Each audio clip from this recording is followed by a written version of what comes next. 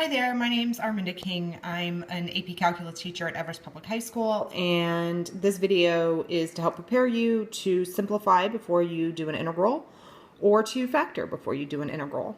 So let's start off with this problem number 1. You should go ahead and copy it down. I'll give you a few seconds to do that. We're doing the indefinite integral of quantity x plus 4 times the quantity of x plus 3. And if you tried to just do the integral of this the way it's written, you would have to do some reverse product rule stuff, which would probably get pretty complicated. But if we simplify this before we integrate, it's actually going to make things a lot easier. So what I'm going to do is go ahead and copy down the integral again, but then I'm going to FOIL these two quantities together. So x times x is x squared, x times 3 is 3x, 4 times x is 4x, and 4 times 3 is 12.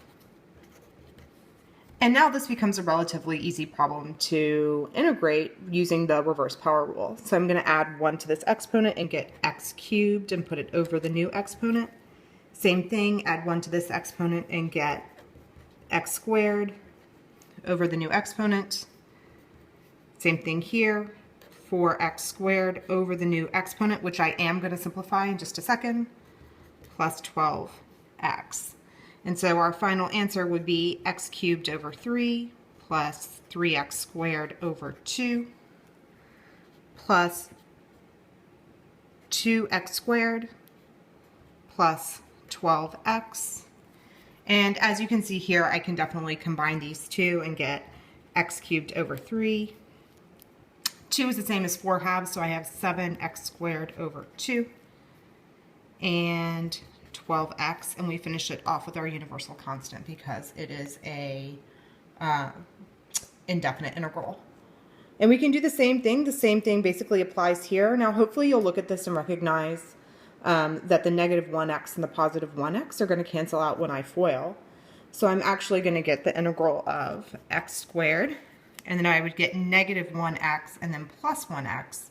But those would cancel out, so I'm not even going to write them, and I'm just going to do plus 1 times minus 1, which is negative 1 dx.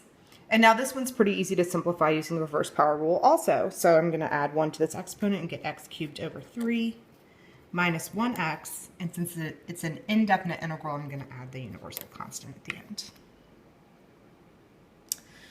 Okay, so sometimes you're just going to be multiplying quantities together. Other times it might be helpful to distribute. So if I tried to just do this integral without distributing, I would have to do some reverse power rule, product rule stuff. It would get kind of confusing. So I don't want to do that. Instead, I'm going to distribute this x. It's going to go to all of the quantities inside the parentheses. So that's going to give me x cubed plus 4x squared plus 5x dx, like that. And now this is pretty easy to integrate using the reverse power rule. So I'm going to have x to the 4th over 4 plus 4x squared cubed, over 3 plus 5x squared over 2 plus c. Okay, and let's look at one more where it's easier to simplify before you integrate. So here we have the integral, the indefinite integral of the natural log of e, which is going to be some number. The natural log of e is just a number. So I know I'm going to end up with something x plus c. But if I just think about this, I know that natural log means e to some power. So my question that I'm thinking about right now is like e to what power gives me e? Because natural log is a log base e. So e to what power gives me e? And I know that the answer, of course, here is e to the first power equals e. So what I'm actually talking about here is just the integral of 1 dx, which is x plus c. So there you have some problems that will hopefully get you thinking about simplifying before you take your derivative. I hope it was helpful. Thanks.